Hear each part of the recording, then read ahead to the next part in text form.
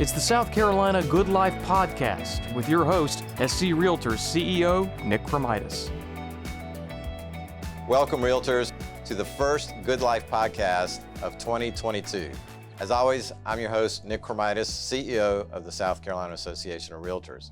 We're celebrating Black History Month here at the association, and I'm proud to introduce to you SCR's Director of Fair Housing, who will facilitate our great discussion today. Tiara Pitts has been with the association now for just a little bit over a year, right? And she's a graduate of the South Carolina Law School here in Columbia. Go Gamecocks! And she's a member of the South Carolina Bar Association, one of the 4 attorneys that we have here at the association. She will be facilitating our discussion today, and I'm looking forward to this. We've been trying to get this group together again for some time, and I'm glad that we're here today. So Tiara, I'll turn it over to you. Thank you. Nick. Hi, everyone. I'm glad that you could join us today. I'm honored to be sitting alongside these awesome realtors who share their insights and how they went on to have super successful businesses in celebration of Black History Month. So up first, I would like to introduce Keon Aldrich. She is the broker in charge of PD Elite Realty in Florence, South Carolina. She also served as the first ever Black president of the PD Realtors Association. She currently serves as SCR Secretary and a member of the board of our National Association of Realtors. Up next, we have Corwyn Melette. He's the broker in charge of Exit Realty Lowcountry Group, and he served on the local, state, and national levels in various capacities, including the Charleston Realtors President, and he's also a graduate of our SCR Leadership Program. Next, we have Carmen Washington, who is the owner of Align Right Realty in Hilton Head, South Carolina. She's been in the business for the last 18 years and owns one of the only Black brokerages in Hilton Head Island. She is often referred to as the godmother of real estate. Last but not least, we have Nancy Johnson, who has been in the business for 35 years after she started in 1986 when she became the first ever African-American realtor hired by her brokerage. She's a trailblazer who in her best year closed 113 deals. Nancy continues to open doors for others. I thank you all for joining us today. I think this is going to be a very informative and positive podcast for Black History Month, and I hope that people are able to learn and take away something from this conversation. So let's start right in. I'm going to jump in with Keon, who I've had the pleasure of getting to know and working with as we work together on our Diversity Council. So Keon, how did you get involved in real estate? And if any of you made a career change, how did you know it was the right time to take that risk? Well, I think I've told this story a lot, so I'm amongst friends, so I'll tell it again. I'm happy to have the crew back together. Yes. You know, we've only met on Zoom last year, correct. So it's good for everybody to be here in person and be sitting with such greatness with all of us here. But I got into real estate because I worked for a local bank at home. And being on the teller line, of course, there were so many people ahead of me, you know, that I had to report to. Mm-hmm. And I had a young child at the time. She was maybe 3 years old. Mm-hmm. And if you have kids, you know about Terrific Kid Day. Mm-hmm. You're supposed to be there. Daddy, you can be there, but mommy's supposed to be there. Absolutely. And so on the day that she was going to get her award, I had to ask so many people, like at least 4 people that were, you know, my bosses, could I take my lunch an hour early just to go to Terrific Kid Day for my child? And I had to wait for everybody to respond before I could leave. Hmm. And that day, when I almost missed my child getting her award, that's when I decided I needed a career change. I needed more flexibility. I needed to be able to own my own time. So if my kids or my family or anybody needed me, I didn't have to ask for permission to do it. Correct. And being in real estate has allowed me that flexibility. Yes. it's allowed me so much flexibility that my friends sometimes think I don't have a job. so they call me to do a lot of things. Stuff, You know, I've had them give me their Christmas list, you know, go shopping for them, different things. But it has definitely allowed me to be able to take care of my family and be there for my family and friends in a different way. Yes, yeah, definitely. Well, I got into real estate through prayer. I just went through this time in my life. I don't know, it was a real intimate time. At the time, I was doing hair still. That was my first career. And at that time, I had owned 3 salons. I was tired and made a lot of money, but, you know, too tired to really spend it because, you know, I got to make sure you look good for these types of things and you look good for, you know what I'm saying? So I wasn't really there. I had, at the time, 11-year-old, and I don't know, every night I would get into the bed and I had this big 4-poster bed with these huge columns, and I felt like I was getting in God's chest, kind of laying in his bosom. And he would just talk to me like I'm talking to you guys. And he said, I want you to get into real estate. And I was like, real estate? You know, so I'm thinking, you know, I'm this hairstylist, it's all about weave and hair and all this other stuff, makeup. And real estate, which is kind of crazy later on, I laughed to myself, my father was a contractor. So, and I used to do contracts for him for FHA, so I'd been in real estate all my life anyway. So it was kind of funny, but so that was the thing that kind of prompted me. I didn't get a lot of support from my family because I had a very successful business in the beauty industry, and they was like, oh, you know, you gotta do this, you gotta take care of it. And I'm like, I don't care what y'all say, I'm moving forward. So as I stepped forward, he gave me favor, and here I am. Amen. Yeah. Definitely. Weave your way right into it. I like that. Exactly. Well, if you would, Nancy. Yeah. Well, for me, I'm going to go back into, I didn't know it was called real estate. We moved from Kingstree, one of the poorest counties still in the state of South Carolina, to Hallandale, Florida, which is between Hollywood and Fort Lauderdale. And so we lived in some apartments called the Gulfstream Apartments, low income, mostly single moms. And my mom sent for us 1 or 2 at a time. We stayed with family members. And I remember right about 10 o'clock every Saturday morning, this guy would come knocking on the door. And he was knocking on the door for $12 a week for rent. And oftentimes my mom was off still cleaning toilets for somebody else who's going to have a party that week. And then there were times when I would go back and iron or do something else. So she said, if we don't have the money, don't hide. Just roll out the little window and tell them we don't have it this time. So I did that enough times until I thought, I was 10 years old. I want to be the guy on the other side of the door. I want to be the one collecting the money. Wow. And then I said, so why are we here, you know, in this particular, and because it was a lot better than South Carolina where I had outdoor toilets, no running water. But it was still 5 of us in a 1-bedroom apartment. And so I said, so why are we here? And I looked around, and most of the moms were single moms or divorced again. And so 2 things. I want to be the person on the other side of the door collecting, and I don't want a lot of children because I felt like and so that was my beginning of real estate, not really knowing. Right. And then to step it up a bit, I started working for an insurance industry February 3rd, 1969 in New Haven, Connecticut. And I worked there for 11 years. Then I transferred to the South Carolina plant and worked for another 7, almost 8 years. And when I first got there, it was tell me everything you know. Well, how did you do this? How did you do that? So I got a lot of promotions. But then one day we went to a meeting, and I was the only person of color in the meeting. And the boss says, you know what?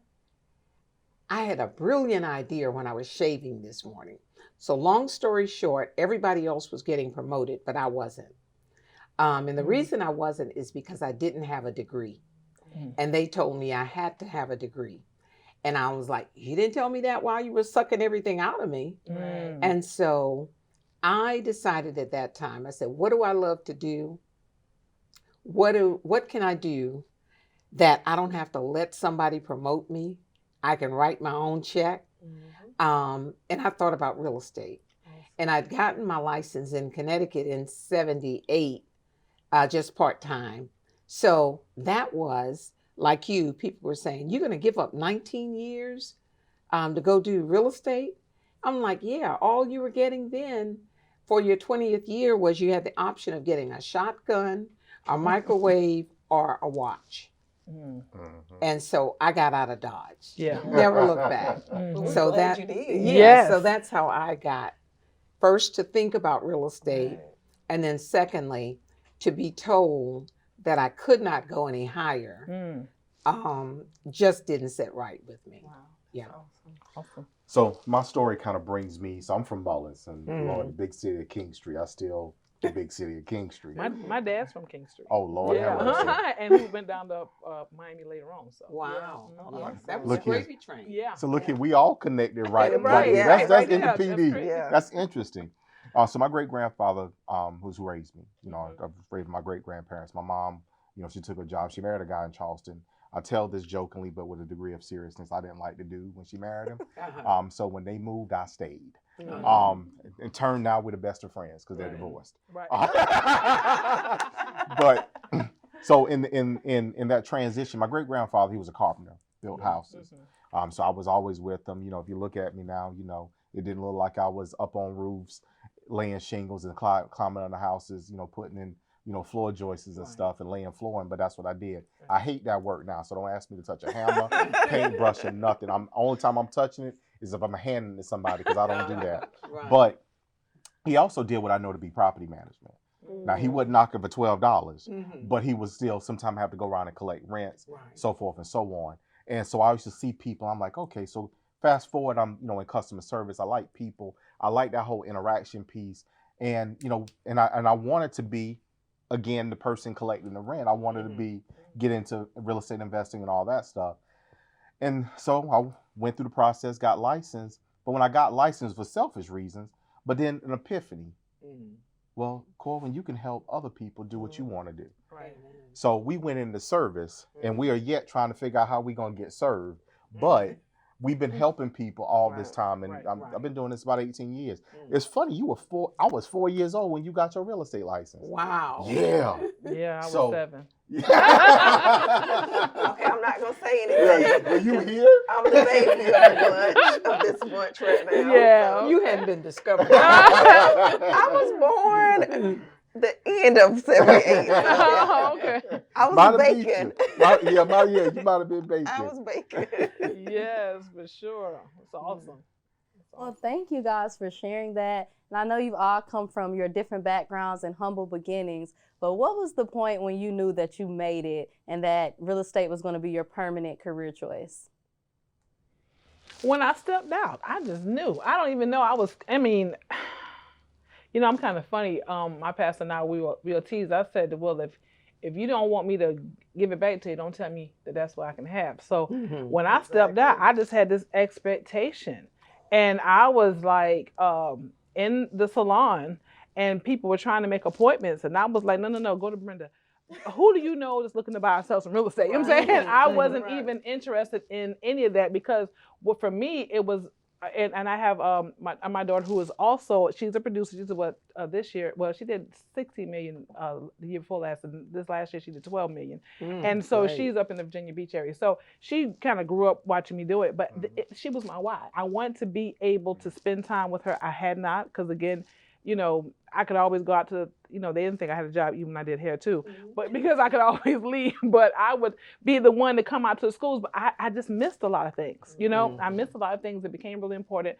I'd gotten rid of her father. I kept the kid, but I wanted to make sure I did a really good job, and I didn't want her to suffer from anything. So our first thing, is basically as African Americans, what are we taught? Take care of your kids, pay by your kid. But so that was my first thing. But then I realized I'm missing out on so much of my life. I did so many things I just hadn't done. And it was kind of funny. Like I said, this guy I was dating one time, he said, well, you really not, because I said, I got my own salon. He was like, you really don't, because you can't leave when you want to. And I was like, that's right. I'm kind of, this is a ball and chain on another way.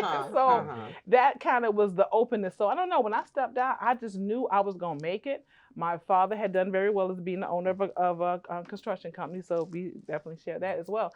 And so I'm like, and it did. And when I got that first check, and And we want 60-40 back then, so. Right. But when I got that first check, I was like, I need to do this again. Right. And again and again and again and again. So I was just hitting. I was always a hustler. So it wasn't hard, Right. And then I just I don't know. So I just knew it. So when I stepped out, I'm like, yeah, it's on the pop. And when you say that about the first check, I remember when I first jumped into real estate, and again, coming from being a bank teller at the time when I was a bank teller, I think we made like $25,000 a year. Right. So I got into real estate saying, well, if I make more than $25,000 a year, I made it. Right. So, like my first year making 30, 32, I'm like, oh yeah, this is what I want to do. And so, once you see it, you don't want to go back. You don't want to go it. back, right. But what made me realize that I actually made it was because I remember when I first got married and had my daughter, we were living in a single wide trailer, which nothing's wrong with a single wide trailer at all. That's a good start. And it was definitely a great start for me, for my family. But I remember my daughter always wanting more. She wanted more before I even knew that I wanted more. Wow. At such a young age, she was like, "Mommy, I want a house with stairs and 3 garages." And I'm like, oh, that's a lot to shoot for, but my baby wants more. Right. And so I felt like I made it, and just not to be materialistic about it, but to see the smile on my baby's face. And I know she didn't get her 3 garages or her stairs because I was thinking about my back. Right. I know, right. But just to get her out of where we were. Correct. Into something that she felt comfortable and could call home. Right. And to see the smile on her face when I took her to look at it, and I said, now don't you tell anybody we buying a house. So I remember going to my mother-in-law's house, and so that day when we went to look at it, the house has well water, and I let her taste the well water while we were there. So when we went to my mother-in-law's house, this is my child. Man, that well water sure was good. Trying to get my mother-in-law to say, what well water? And I said, Cameron, I told you not to tell anybody we were buying a house. But just to see how excited she was. She wanted people to know that we did this. Right. Because I feel like we did it as a family. Correct. Because honestly, even at 21 years old, she's still pushing me. Right. To want more. Right. So that little 3-year-old, she pushed me to see. She pushed me and my husband to see that we wanted more. We deserved more. What a blessing. So that's when I realized, just to see how proud I made her, that I made it. That's your and I made the right decision. Yeah. Oh, great. For me, it was, it was a transaction. I grew up, I was one of them smart kids, gifted and talented. Yeah. And people, I look here, I look the way I look on purpose because I don't want you to know how smart somebody thought I was one time. Right. I don't believe I'm smart, but anyway, that's another story. But I excelled at problem solving. That's critical thinking, problem solving. Yes. And so I had a difficult file, buyer. Everybody had turned them down, all this stuff. And obviously we had to wrangle, maneuver, and get through this thing. And when we got through it, so the situation, it was a new husband and wife. They just recently got married. And just, I got a table full of ladies in a studio dominated by, so, just so you know and understand, I tell my clients, my female clients all the time that are single, a real man, he wants to establish that.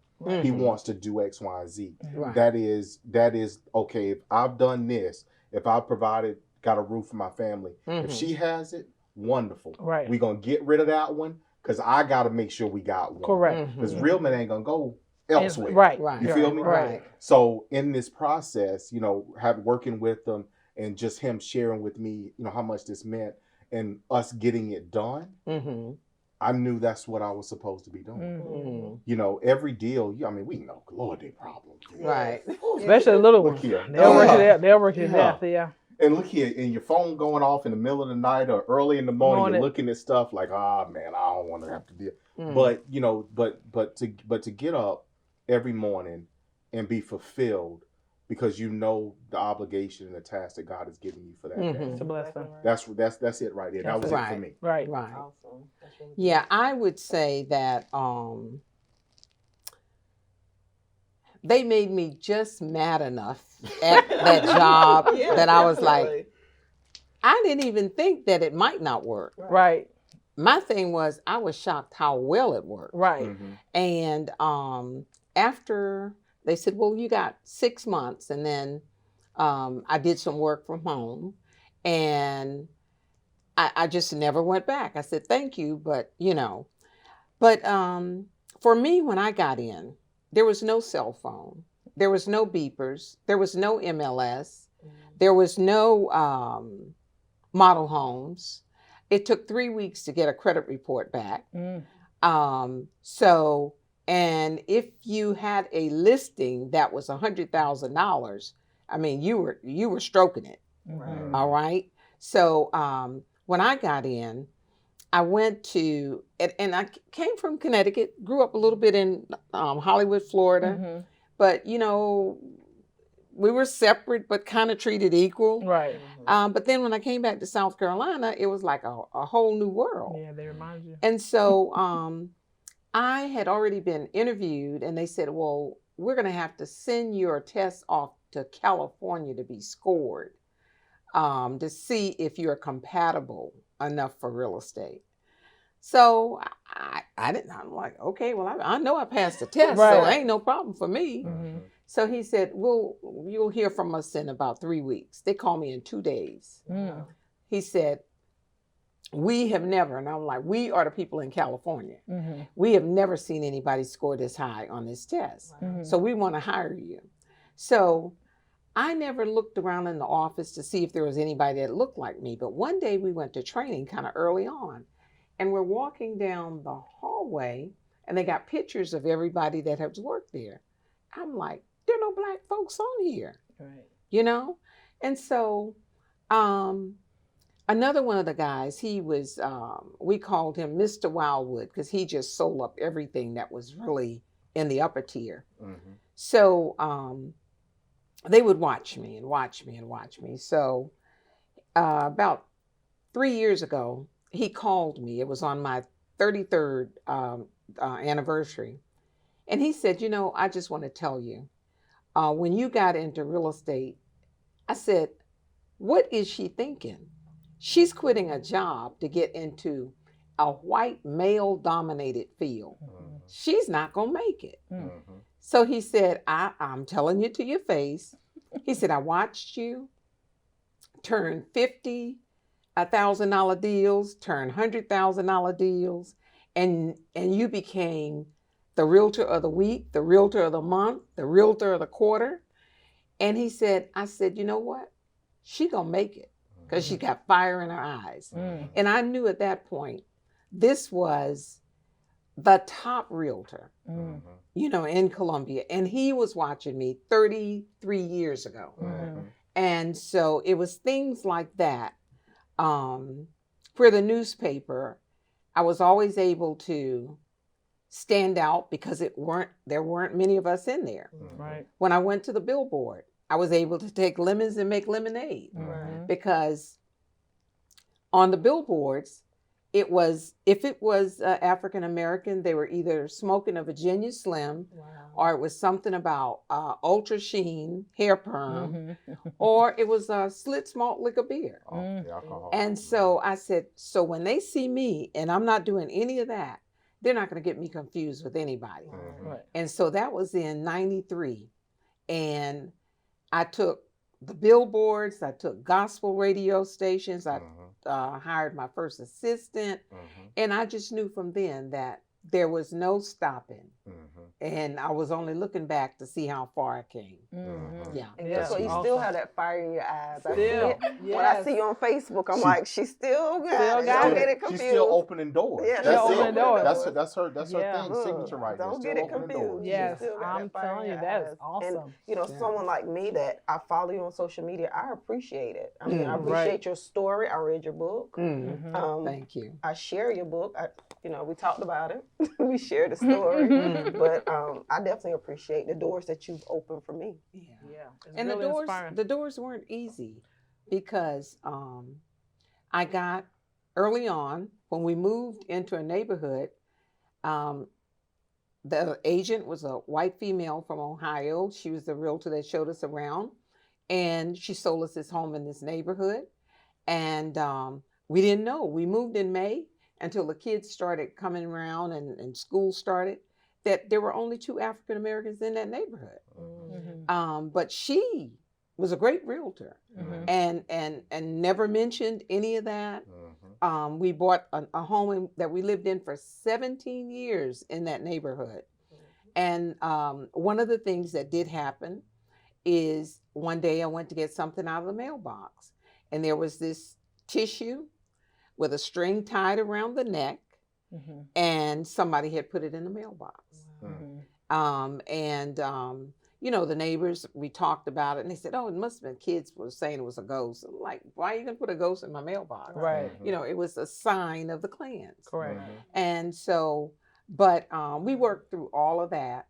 And real estate is just one of those things that it's never going away. People are going to be born every day. And if you learn how to solve a problem, everybody, even the homeless person, may not have a home, but it's just because a lot of times because they don't want to follow the rules. So everybody needs a place to live, even the homeless people. And as long as you can solve that problem, you're going to make money. Correct. Yeah. And you're going to feel good about it. Yeah, it's a beautiful thing. Yeah. She's dropping some jewels today. Yeah. Always. You're not going to hear her speak and she don't. Behind. Yeah. That's what she do. She wear them and leave them behind. But so, you know, if I could interject here, Miss Nancy, I talked to my agents about you. You know, obviously I've been watching as well. You know, social media allows us to stay connected, even though I may not see you all the time. And I share your story, or parts of your story with them for encouragement, because oftentimes the African American practitioner or any practitioner, they don't believe they can do a particular thing. Now, I think everyone at this table, the reason why any of us are here at this table has nothing to do with us. It is your grit, determination, and faith that has got us to this place. And sometimes people need to be able to relate or be able to say, well, look, I'm coming from here to there. But you came from way back over yonder, and you all the way over there. So in order to fill a gap across the sand, so to speak, we got to know where people came from. So I've shared your story as encouragement to them, because here you are, almost 40 years in, still opening doors. Still opening doors, and still passionate about it the same way as before. That's another thing. Sometimes you get like burnt out. You feel like, you know, especially with us, because I know here in Hilton, I mean, where I am in Hilton Head, I was actually the first African American and the only actually African American company black owned. It's Black owned. But you know, so there's ones who have had their broker's license and had like their own company, but I mean, I'm an actual company like a Remax or television or whatever like that. And so I'm the first one, but it has not been easy. You know what I'm saying? A lot of times, I mean, I've had other realtors from other, you know, nationalities come to me and say, Carmen, how do you do it? This is hard. It's really bold. And, you know, and then I had one like come to me and say, we're so mean. It was so funny. And I was like, she said, why can't we all be the same? So it let me know there was other conversations being had. That's right. And it was sad at the same time, because she said, we're all the same color because we're all, you know, we all believe red, but, you know, and she was a Caucasian persuasion, but she just kind of just put it all out on the table. So I said, just be the change you want to be. Just be the change that you want to see. And then and then the ones that will, that's fine. And the others that don't, you know, then that's okay. That's perfectly okay. Because I remember too, and I didn't mean to take it off, but she just y'all got me going. When we went through this time when African Americans wouldn't even put their pictures on their business card because they didn't want to be black. And I fell victim to that for a quick minute. Then I thought, well, what happens when they actually meet me? And they will. You know what I'm saying? At some point.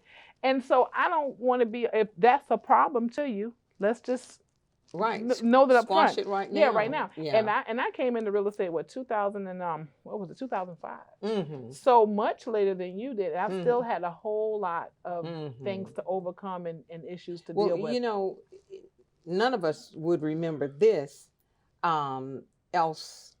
When I got my license, there was a black-owned company, and I think I went there for about 3 months. And I was like, when I introduced myself to people, they said, "Who are you?" And then I tell them the company. They say, "I thought he was an appraiser." I'm like, I'm getting rid of this double negative right now. They don't know me, and they don't know the company. So he was an appraiser, and I learned later years that he spoke to another black owner of a real estate company. And he said, you know, we talked about you almost all the way to Charleston. And so he said, but in a good way. He said, you left because you didn't have any training. And he said, that broker said, what if I had a training department? I would have one of the best agents right now. But let me tell you what they had to do. MLS, as you see it today, did not exist. Right. Black-owned agents could not get the book. Mm. All the book looked like a telephone book, and it had the areas and the properties and everything in, and they would almost chain it to a desk in the office so that nobody walked off with it. And one of the Black-owned company had a friend that was with, that was doing very well, and he would sneak him the book after they got the next book out. And that was the only way. And they went to court several times because we could not be a part of MLS because we don't want people stealing out of our houses. Wow. Was what the thing was then. And so we've had a lot to overcome. And with the new agents in the business, they ought to realize, they need to realize that we didn't come here on a jet. No. You know, we didn't come here on a jet. Look here, we didn't even ride. No. Look here, No. we Yeah. crawl here. That's right. Look here, pure determination. But, I'm you talking know, the about. thing about it is, and just kind of going back to what you're saying, with all four of us here, we were not dropped here. Right. You know, we worked. That's Worked. right. You know, and even for the newer agents, the new Black agents, I'm a seasoned agent. I worked for the name that I have around Right. town. I'm still working. Yeah. You know, I'm Yeah. here in Columbia all the time. I had one of the Columbia agents tell me, you need to buy an apartment or a condo or something. I know a good realtor because I'm here in Columbia a lot now. But, you know, I worked for it. You Yeah. worked for it. Yeah. You know, so instead of, you know, the thing that we have in Florence is a lot of the agents are looking at it as if things were given to me. No. That's Nothing. right. I promise No. you. They nothing ain't was give us given nothing to but a me. hard time. I mean, That's right. I've had family members that didn't use me. Right. So that, you know, nothing was given to me. Nothing was I given. honestly worked for everything that I have right now. And one thing too is with me being a Black-owned business, one issue that I see is I have a lot of white friends in real estate. You know, because I go back a lot of years. When they decide to move around, they never move to me. You know, Right. I'm good enough to ask questions, to call and ask a question about a contract or, you know, something legal or anything that has to do with real estate. But I'm not good enough for you to come. And you place know, your mine has license. been the Right. reverse. I used to carry about as many listings as I did buyer. And almost all of my listings, except for move-up buyers that I knew, came from the other race. Wow. And I had a broker that his wife said at closing in November, he had worked for several companies and he had been my broker at Caldwell Banker. She said, when we wanted to sell our rental property, said nobody else even came close. We called you. I saw you post that on Yeah. Facebook. And so that made me feel good. And a lot of the listings that I've had, it has been from Caucasian families. I've done move-up buyers. I've done their grandchildren. Yes. So mine has been a little bit different. Now I do have the clients. buyers, She was talking about the agents. the agents Oh, in oh, the agents are area different. though. Yeah, that's a difference. And I have the same. So, I was the first African American president in Charleston. Charleston's largest association. The first association, actually, is older than NER. And I was the first and thus far the only president of color for that association. And the same thing. I get the phone calls. I get the, hey, Corwyn, let me run this by you, etc. But, and I've actually had people, I'm a company owner, I own my firm, franchise. I think I am the only African-American franchise owner. I know for my company, I am in the region and in the state, but I think across the board, for our area, that I'm the only one. I've had agents that I've talked to and, okay, look, we're going to go ahead and do this. And then I get the phone call to follow up. And I had one a few years ago tell me, "Oh, I'm sorry, I don't want to work for a Black broker, or I don't want to work at an African American owned company. That's right. And in my spirit, the first time it happened, I was a little bit dismayed. And I've shared this with some other people, colleagues, to be blunt, some white colleagues, right? And they get all offended and all mad. But you know what I say? I say, you know what? There's a reason for it. That's right. And I'm all right. So, and I say this, and I know we got to get back, Tiara, but I'm going to say this for us. Right. What we have to do, it's conditioning. Correct. So everything that we do is strength training. Everything we go through is to build our strength. Correct. So our endurance is better. See, other people couldn't go through what we go through and do what we do and be where we are. Correct. They couldn't do that. They couldn't. They can't fathom it. Right. But we have to go do the endurance. Right. An athlete has to train weight resistance, right? They lift weights. I mean, if you like them or not, LeBron. If you like them or not, who Drew Brees or some other, they train hard. Right. That is what gets them to where they are, and they have to train harder than anyone else in order to do what they do. Correct. We in turn have to train harder than anybody else. You got to be twice as good to get half as far. Exactly. Right. Yeah. Exactly. A lot of times, But that's 3 all times right. as good. Yeah. Because when they tie and they tuck around, we still going still- like we this. still- And we're it's still out right of there. the Because way. we're used to it. Yeah, Yeah. we're We were used to born it. to do that. That's Mhm. right. You know? That's right. Exactly. And we just go through and we just make it happen because we don't have another choice because if, No. that's the one thing I always Failure tell is people. not an It's not option. even an option. If I Right. throw you out in the water, you're gonna sink or swim. Yeah. I'm Mhm. swimming. You're gonna figure it out, float, whatever. Yeah. It's just like I gotta make it, and you have to make it even all the more. But one thing that you said earlier, Corwyn, and you talked about why we were here. Also, I don't want to leave out our cheerleaders. Because I've had a lot of Caucasian cheerleaders, honestly. Oh, yeah, From other definitely. ones who have just pushed me like, you can Oh, do it. And I'm just yeah. like, Oh, listen, yeah. I'm so Yeah. sick of this. I could just be a one-man show and just do the most like I had been doing for these other companies. But they were like, no, there's greatness, there's greatness, there's Right. greatness. That's And right. I've been very, they're in the background, and pushing, Yeah, helping you with. They're like your sparring Yeah. partner or whatever. And that's important because the mentor that I had at Blue Cross, she was blazing a trail. She didn't have a degree. So when they said you needed one, she said, bunch of bull. And she had me, if she left a department, I went into it. I could go from supervisor to manager, but not to director. Right. And so later years, when I sold probably 3 or 4 properties for her, she said, you were ahead of your time. When you came here, dressed in a 3-piece suit, to Columbia, South Carolina, she said, we were threatened by you. Wow. She said, you were ahead of your time.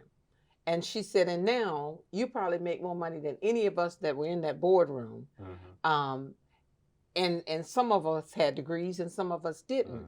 But she helped me like you would not believe. Right. Yeah. That's right.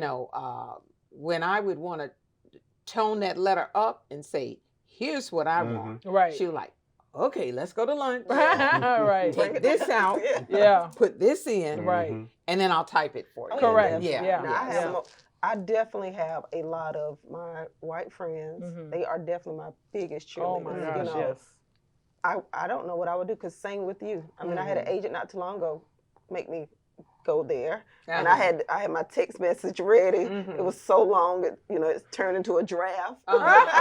Delete. I handed it to my friend, and she said, no, what I'm going to do. I said, well, you just rewrite it. So I handed her my phone, and that's what she did. And it made a situation. And I mean, she's a white lady, but she always has my back. Always. So she could have said, no, send it and make the situation worse than what it is. But she kind of took words out that I probably shouldn't have said anyway. Right. And she redid it. And I read it, and it even calmed me down. So it was good. It was yeah. And it went from a draft back to a regular text. Right. Yes, I mean, we definitely, all races. Yeah, all Yeah. races. Are my biggest cheerleaders. Yeah. So. Yeah. Well, I was just saying this to our cheerleaders in general. Whether it be Yeah, the family, the other ones. It's just good Yeah. because I mean, it's almost like when Moses was holding the staff and his arm got tired, and Aaron came and held up. Right. You got that when you kind of this trailblazer. Oh, and in our case, it's pioneering more so cutting down the path to even get to where it is. It gets tiring. It gets discouraging. It's scary. It does. Even a lot of times. But I mean, and that's why we have support. Yes, which is the blessing. Yeah, of Huge each other, blessing. of our families. One thing about it is, I love being amongst other like-minded realtors. Right. Correct. I That's love how you it. grow. That's 100% exactly how you grow. And just having this conversation today, and I hope we can keep this going on Right. annually because I learned so much. You guys don't realize how much each one of you pour into me. I mean, like such Everybody brings powerhouses. something Yes. to the table. Yeah. Yes. So I definitely appreciate that. So as you guys know, getting your real estate license is pretty easy and inexpensive in South Carolina, but it's not as easy to actually make it and to be successful and to make a career. So what is some tips for minority agents to stand out from the crowd and to, you know, basically set themselves up so they're not just falling in with all of our different licensees in the state and they're actually able to be successful and make a career out of it? Well, for me, if you don't mind me going first, seeing the minorities coming in, they need to make sure that they're professional, very professional, because one thing that they are looking for is for us not to be professional, Right. you know, for us to use the street slang and this and that. You know, they don't realize that, you know, I have people tell me I talk different from when I'm thinking I never talk this, I don't know, but I have people tell me I talk different sometimes. So just walking in a professional setting, they have to know how to be a professional, because being a minority, they're going to look at you different. Right. You know, just like, you know, I was at the legislative and Tiara and I have talked about this, seeing those 4 young African-American guys that were there and they were all representatives from the Charleston area. I noticed them. Being a Black woman myself, I still noticed them. I even went to Tiara and I was like, do you see this? You know, how amazing this is. It was just amazing to see them own the room. Right. So as a professional, no matter what profession you're in, as a minority, we have to stand out because we have to know how to dress the part, speak the part, just be a professional in whatever setting that you're in. Yeah. And that was one of the ones I think I did the most writing on, because I've been observing. Yeah. A lot of minorities are opening businesses, and I said maybe that's different in where your locale, but a lot of them are opening here. And what I'm afraid of is the shiny object, the glitz, the glamour. They don't master the crawl. They want to get in running. They don't understand how to manage that one big check. They don't understand that if you're doing new construction and you start today, it might be 8 months before you collect and you be ready to file bankruptcy. Yeah. Yeah. Lights will be turned off. Right. And you know what? I believe that if your character and your integrity is there, I believe I could sell real estate to somebody in a horse and buggy. Yeah. You know, definitely. it doesn't have to be, you don't have to go out and show that you just bought a Maserati, or you just bought this, or you just bought that. Amen to that. That kind of bothers me, because I know that in the long run, it ain't gonna cut it. And I hate for people to do that. And another thing, people want to get into business. They're leaving a job. They have no business training. They're jumping into the real estate business. They don't know how to manage or run a business, but they're getting into it because they don't want to pay you. They don't want to split their commission with you.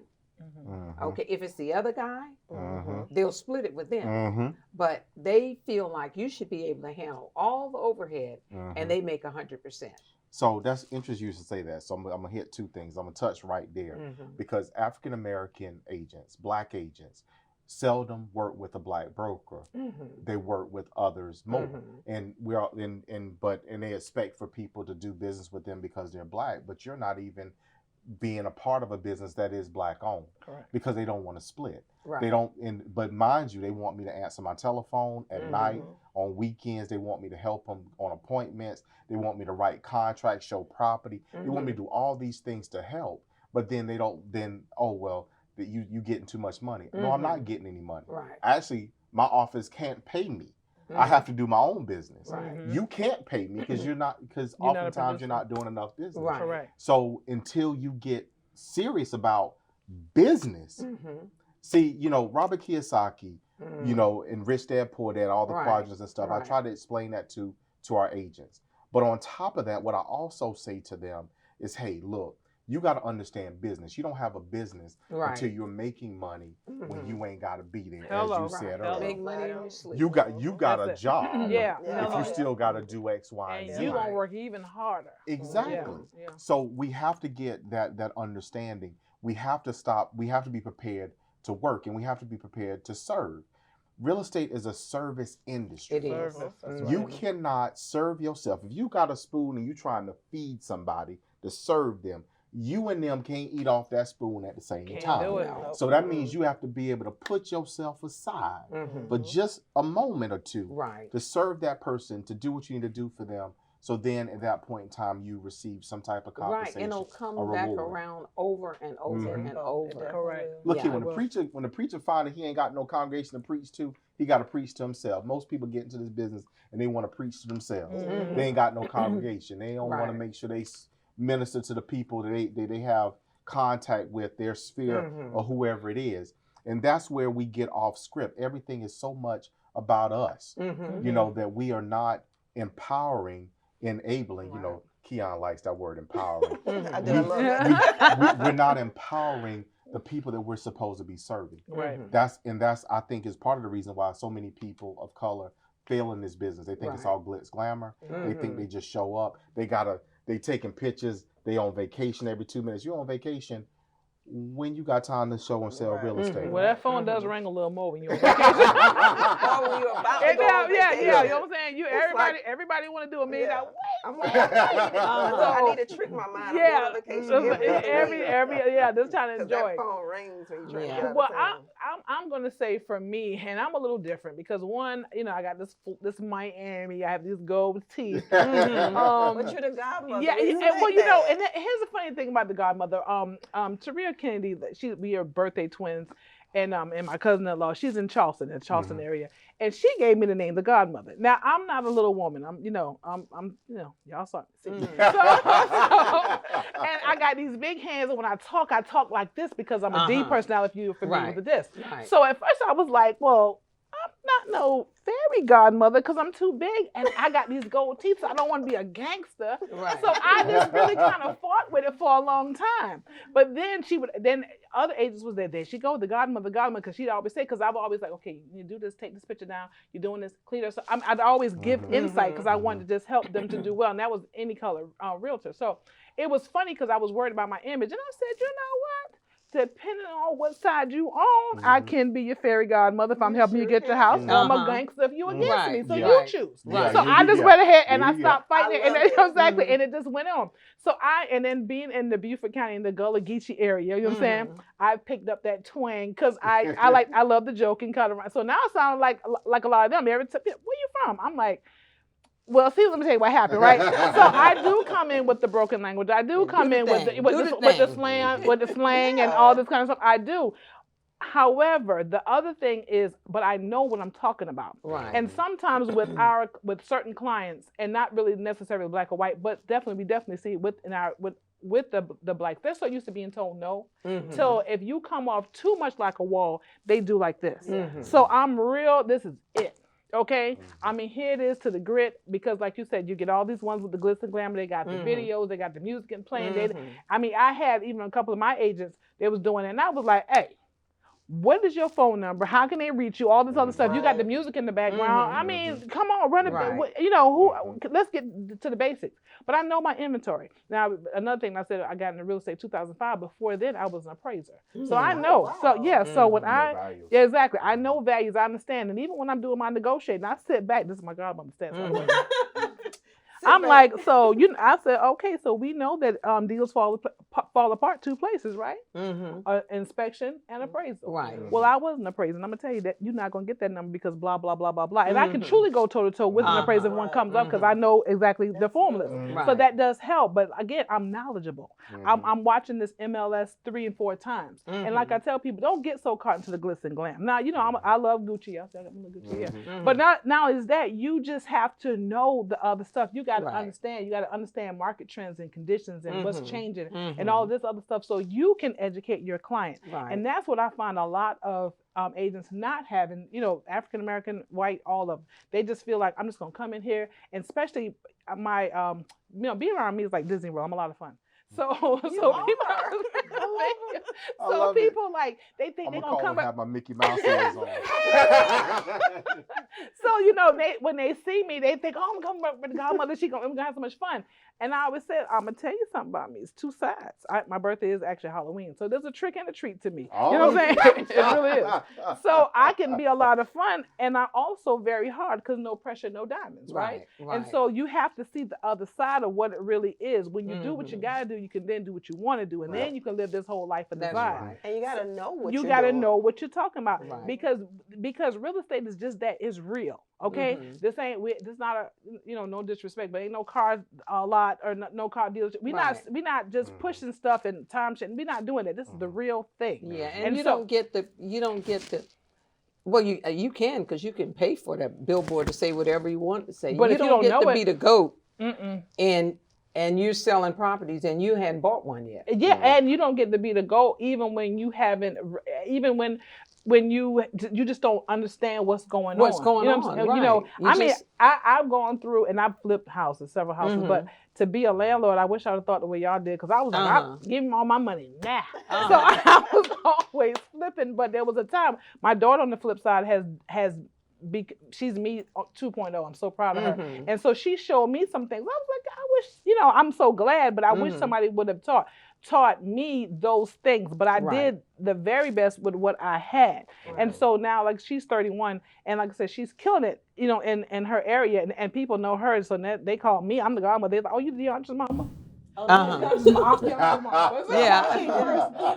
But either way, it's so good. So I think that the important thing is understanding that, just like anything else, I don't care if you're selling hair, doing nails, makeup, you have to know your craft. Did you guys know that South Carolina has the second largest African-American home ownership rate in the entire country? But although that is something to be proud of, the rate is still not high in comparison to white households. So what do you guys think can be done, since you're so knowledgeable in the business, to increase the minority home ownership rate? Education. That's right. Education. And I'm telling you, I used to, before the pandemic, I would always have these first-time home buyers seminars, but mine were different. I had I had mortgage people on site. Right. And so we had the home inspectors, we had that. So when you finished with the presentation, you went into a room, got qualified, and then guess what? We walked out with qualified buyers because we weren't. And a lot of them thought they still needed the 20% down. They thought they needed 700 credit scores, and they thought all this other stuff. And I'm like, no. And when they knew, they were like, what? And so we were able to just really help them over and over again, because that's been the biggest thing, is just them not knowing. And that's one thing, you don't know what you don't know. And it's intimidating, again, because you're talking about a culture of people who generally have been told no. They're so used to so they assume it's going that they're going to get another. They don't even realize they can actually be a homeowner in 30 days. Yeah, they're thinking it's a 6-month process. Being a homeowner is untouchable. Correct. They don't even think that way because they don't know. Right. And another thing is, even I had one of my, and it's so funny, I actually sold her. She was my first sale when I started selling, but when her son got ready, she said, "Oh, he's too young. He needs to rent." And I said, where did they get that from? Just buy, just buy. I don't care what it was. The house at the time was like $87,000. Now we can sell it for $287,000. I said, that'd have been $200,000. This is how we build wealth as, a community in general. Right. And that's what the biggest thing is, this education. It's educating them, letting them know that this is what it does allow you to do. And we need to also let them know, we need to educate you. Correct. Yes. Yeah. We have the license to educate you. Right. Don't just go to your friend who just bought a house, because everybody's situation is different. Or Aunt Nora who bought 30 years ago. Get off the phone with me and go talk to the person that you work with, and has nothing to do with banking, real estate, anything. Right. Let us educate you. That's why we pay to go to those classes. That's right. So that we can educate ourselves to educate our buyers. Correct. Or sellers. And part of the education needs to be, when was the last time you got the best person to help you with your most expensive purchase, and you didn't pay them anything? Correct. You don't pay me to represent you. Right. I get paid by the seller or by the builder. So why wouldn't I be an important tool to you when you're buying? That's exactly because a lot of times they think, I had a deacon said, well, we didn't use you because you already had a Mercedes. This was like way back when, And I was like, how crazy can you be and then be a deacon too? So I just had this conversation with a fellow Because they business. thought that they were paying me. Mm-hmm. Yeah. Had a conversation with a fellow business developer I work with, out of Columbia, actually, great guy. We laugh and joke and all that stuff all the time. We cut up this morning on the way up here, Right. and because you can't help but laugh to keep from crying with some of this stuff. But when I got into the business, obviously, going through real estate school, the instructor always just say, well, look, you get in the business, you had a country draw, you get your license, you go out there and get you a used Lexus, what he say. Right. So that was the thing. Everybody had high-end Right. cars, right? Right. And here I am, and I'm thinking to myself, you go through this stuff with these agents because they look and see what you drive. Oh, you must be making a lot of money off your agents. They want. Nah, let me keep it simple. I got a Chevy out there. I rent it. But I keep a Dodge Ram at the house, and I'm, in my head, I'm thinking to myself, if I buy something else, it will be in the garage at home, and y'all won't see it and clients won't see it unless I'm going somewhere high end where that matters. Right. But otherwise, people think you make a bunch of money. You don't. But you know Walk what's so right funny? out there I've in had my a 1999 Lexus. It's right outside. Well, you know what? I've had a different experience because even with my daughter, it was so funny. She had a Mercedes, and then she went and got like a Toyota Camry, and it was all souped up and stuff. And she said, and I said, and I felt funny because I said, well, her first car was a BMW, and I have sent you, they ain't no different than you, so your tail need to be used to a certain type of leather. So when she got, I felt some type of way. I didn't know how to feel. I was trying to be supportive and stuff. And so then she went, and it was so funny. She went on a listing, and her nickname is the Wonder Woman of real estate. And so she went on a listing, and the guy came, and he was a white guy. He came out, he said, hey, and he was looking, he said, well, I thought you'd have a Mercedes or something. She said, and he kept on about the car. He wouldn't let her come in the house. He wouldn't, whatever. Then he said, well, me and my wife maybe we ought to look at some other realtors. She said, wait. She said, let me go. I need to go and drop this off, and I'll be back. And she came back in a Mercedes, and she got the listing. Wow. So it's just like the thing is that, I told them, I would tell my agents, I said, I don't care. Get a symbol. Okay, get you a symbol on the front of that vehicle because that people will equate that to if you're doing well. Yes, and I mean, and I when you walk into my office now, it's all extra. I'm so extra. So then when you come back into my actual office, there's 2 throne chairs that's sitting in there, and so people walk in and say, "Oh, I said, when you come to see the godmother, you mean to see it like that?" I wouldn't expect anything. Exactly that, but see, that's the thing, and so I don't even fight it anymore. I want you to understand what it is, and so I've had several of my clients to reach out to me and said, "You know why I picked you?" And I was like, why? They said, because you like a lot of nice stuff, and I knew you want to make money, so you're going to make this deal work. I said, okay, hello, and I am. So but the one thing I would say to all of us, especially because we have our own struggles, don't dumb yourself down because our value is just what it is. We're making money, yes. There's the difference between them and us, nothing. Right. And so at the end of the day, we've lived in what in Hilton Head a lot of times they call plantations, but they're gated communities. And so we've lived in them. I said, it's no different. I don't have to come back here and clean up and do landscaping and cook for them. I'm just as smart or just as successful. And so that's the thing. I'm not trying to be on this level to make you feel comfortable about where you're not. Now, if you want to get, I'll show you the way because I'm always giving out knowledge. I don't have no reason. I remember one time but my father was the one who pushed us. I don't care what we did. He'd always say, okay, good. What's next? And so he'd be like, "Well, Daddy, this is did this." Yeah, exactly. He'd be like this, like. And so you had to tell him something, you know what I'm saying, and keep on pushing. So now I'm programmed that way, and so I do not apologize for being extra. I didn't have no jury there. I can't believe it, but still, I mean, the bottom line was I don't apologize for that. This is what it costs. I'm coming to sit in the throne. Please, you're royalty. Come on through. Come on through. I gotta come through that too. You gotta come on through. You gotta through. send me a picture when you go. I'm going. Go live. Too, so I might have a little sash. Hey, you're supposed to. You're supposed to. I'm going to do the whole concept. That's what you're supposed to do. I mean, it's so funny because people like, oh my gosh, and I was like, I got the silver and I got the gold because when the guy brought him, he was like, I got somebody to get this. I was like, you know, if I want a little silver, little gold, let me get both of them. You know what I'm saying? So this is 4 throne chairs. But again, it's just, I'm okay with being extra. I used to fight it a lot because because for me, they was like, you know, most African Americans and professionals, they're more laid back. Right. But I'm just like, I remember, now your pearls are beautiful. So this is not a dig at you, but I'm just telling with this other, she was like, you should be more conservative.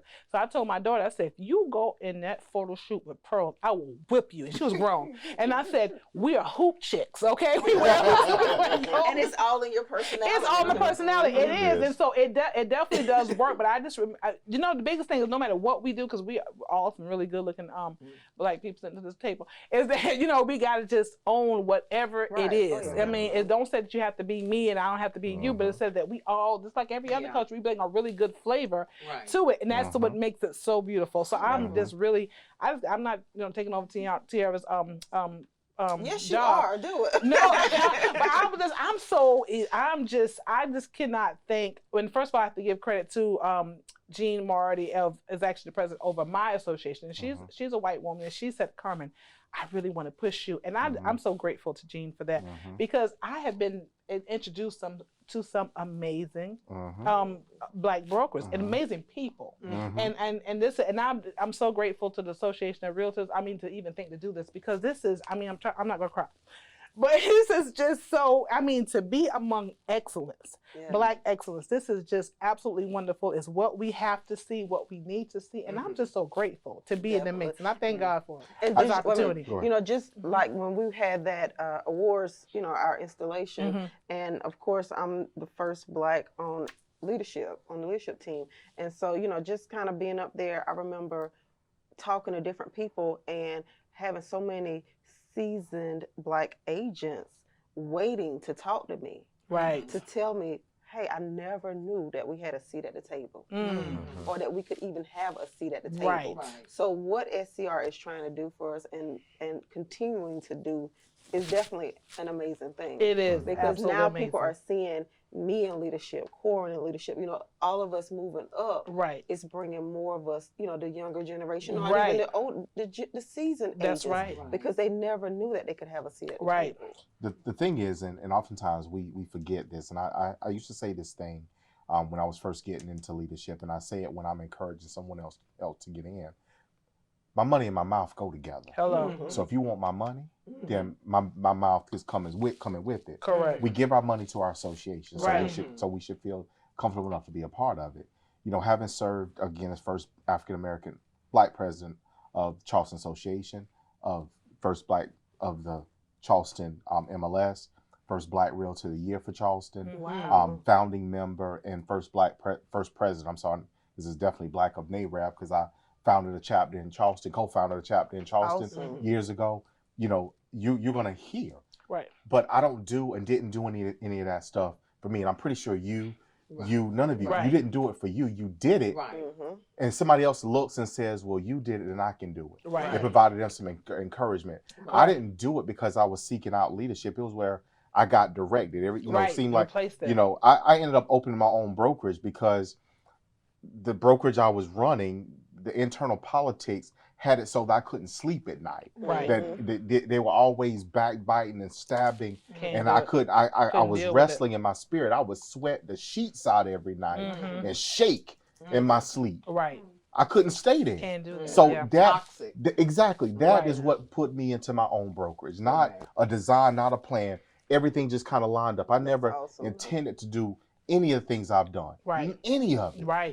But getting there, okay, well, look, let's keep going, because that's what it is. Okay, where else can I serve? Where else can I help? That's right. What else can I do? Each one of us brought something from our previous work life that makes this even better.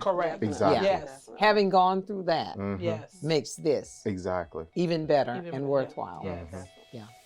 Well, thank you guys so much for joining us today. You've got to hear from some amazing realtors who are doing great things in their career. I hope that you guys feel inspired. I hope that you're able to know that you have a seat at the table as well, and that you get involved with our association. Once again, we're wishing you a happy Black History Month. Let us know in the comments what Black History Month means to you and how you plan to celebrate. Thank you. For past and future episodes, check out the Good Life podcast at goodlife.screaltors.org. Thanks for tuning in.